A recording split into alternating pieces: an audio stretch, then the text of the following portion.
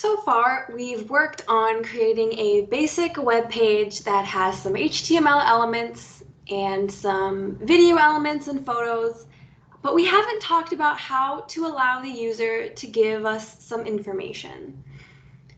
So because we're trying to find Benji a home, we probably want the user to be able to contact us if they're interested in meeting Benji.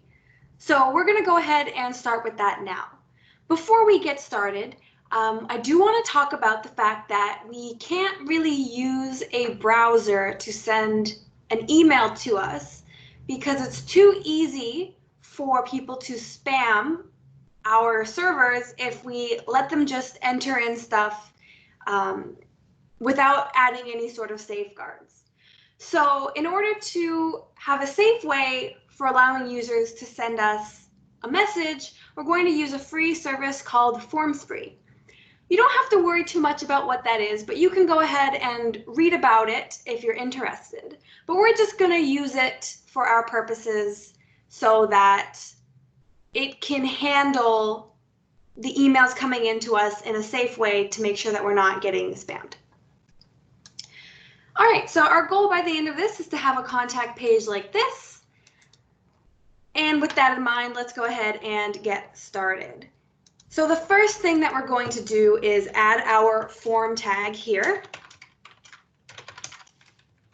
All right. This tells the browser that we're going to be starting some input in this text area here.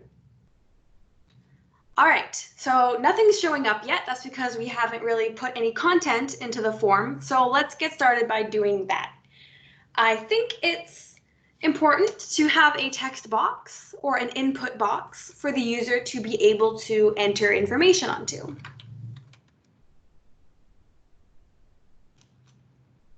Okay, now we have an input box, but if we're looking at this, we don't really have any idea what's supposed to go in there. So maybe we need to add some information. So the input box has some different attributes we can use to help us understand what they're meant for. So the first thing I think we want to define is what type of information this input box is supposed to have. So we're going to go ahead and say that it's for the type text, right? We want the user to be able to type in there and give us some information. The next thing is that I think I want this text box to be for the user's name. So if they email me, I know who I'm talking to. So let's go ahead and set it to name, which is the name of this text box, so that I know when I'm talking about this text box, I'm talking about the name. The other thing I want to add is maybe a placeholder in the text box so that the user knows what this text box is for. So placeholder.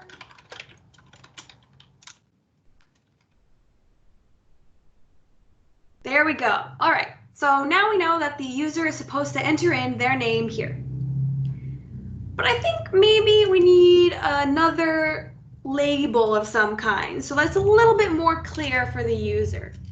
Because if I type in my name here, I don't see that label anymore, that placeholder.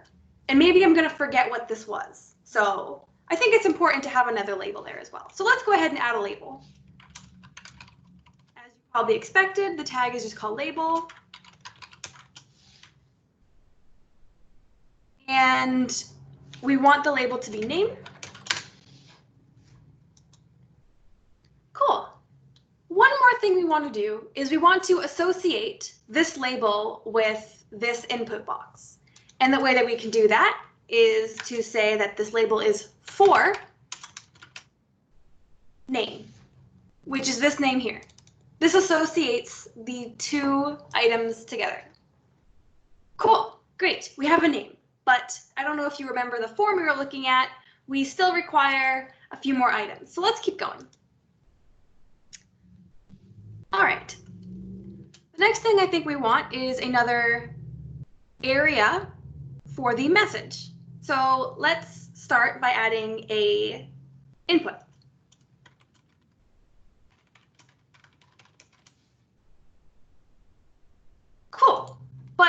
my input is really, really long? What if I have a lot to say?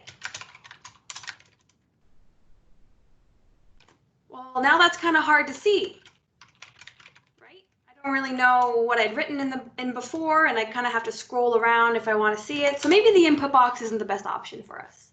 Luckily, there's another type of item called a text area. That looks a little better. So now when I have a lot to say, I actually get a scroll bar, and I can even resize this myself. Awesome. That looks better. But there's still a few more things we need to do here. Let's start by adding a placeholder.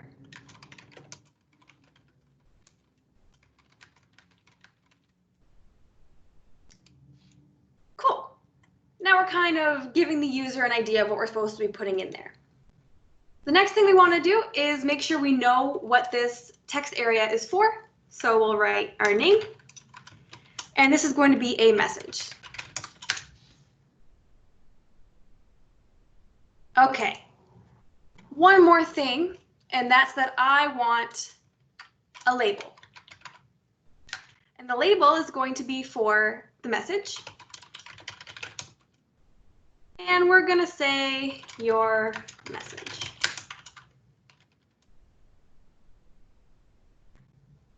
All right, there we go.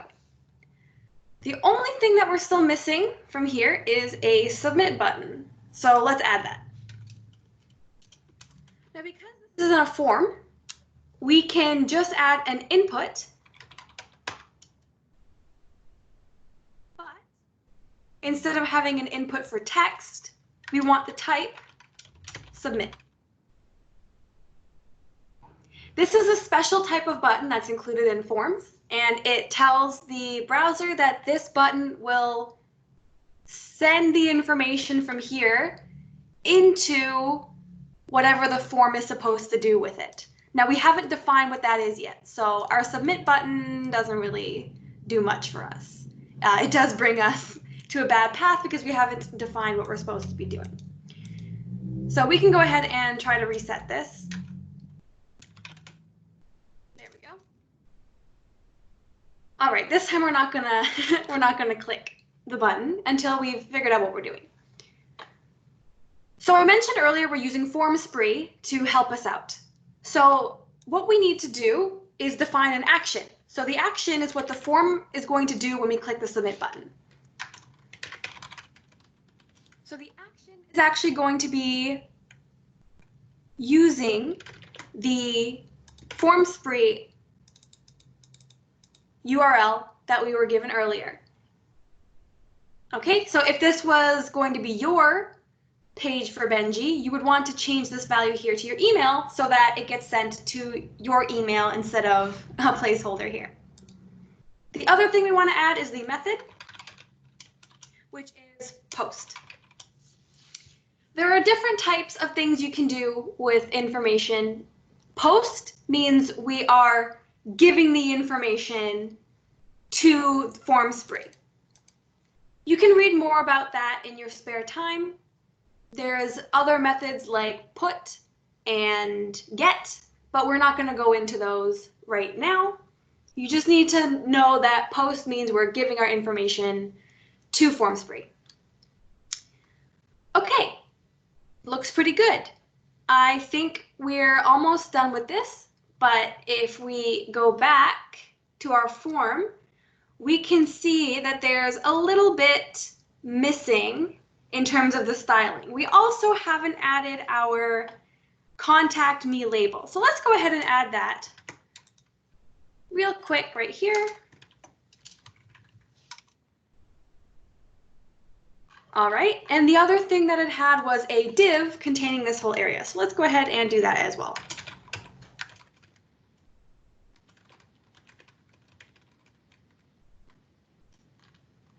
And we have to close the div. And we can go ahead and fix some of this. There we go. Okay, so we've done the form. Awesome. We filled it all out. It's looking good. Let's finish up with doing some of the styling. So let's take our contact section.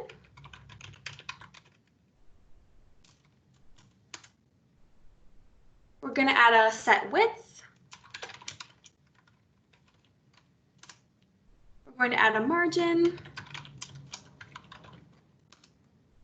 We're going to add padding. And a background color.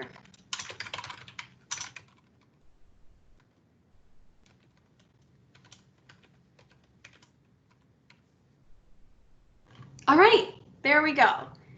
The only other thing that we're missing is we wanted some more spacing around these different items. So let's go ahead and do that. So we have the input, and maybe we want to be more specific of what type it is. So we have the input of type submit.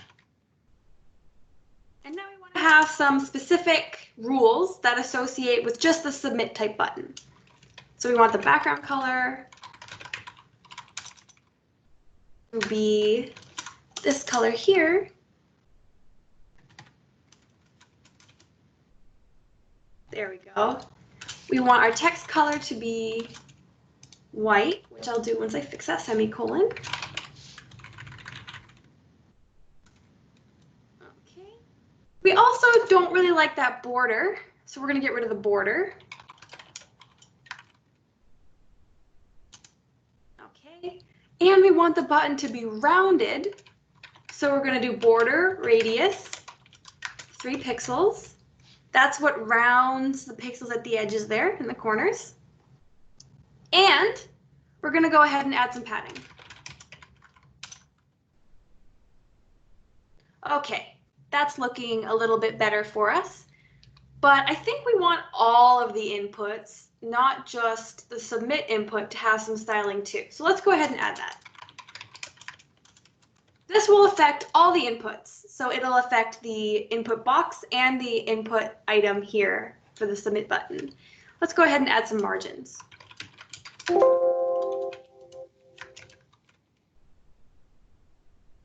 So this is a new way of looking at the margin definition. There's 2 different items here. And the way that we can define margins is in different ways depending on how many values we put in here. So when we only put in 5 pixels, it applies to all corners. If I put in 2 values, it works such that this applies to the top and bottom, and the 100 pixels applies to the left side and right side. And we can see that if we swap these values, you can see that the left and right side are smaller, but the top and bottom are quite large. Another way to do it is to define all 4 corners in one go.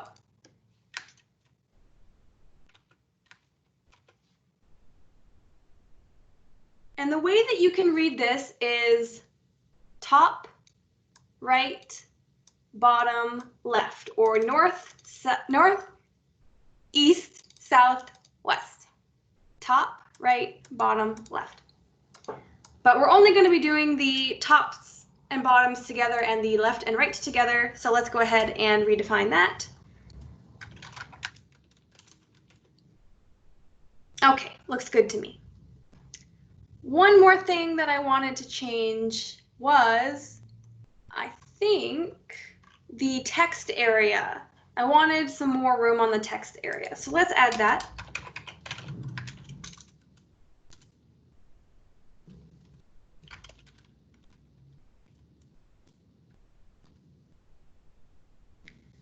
And now we have some more space there. Okay, it looks like we pretty much have what we had in the example, and now someone can contact us if they want to get to know Benji better. So now I'll invite you to go back to the website and move on to challenge 4 and give it a try before I meet back up with you again.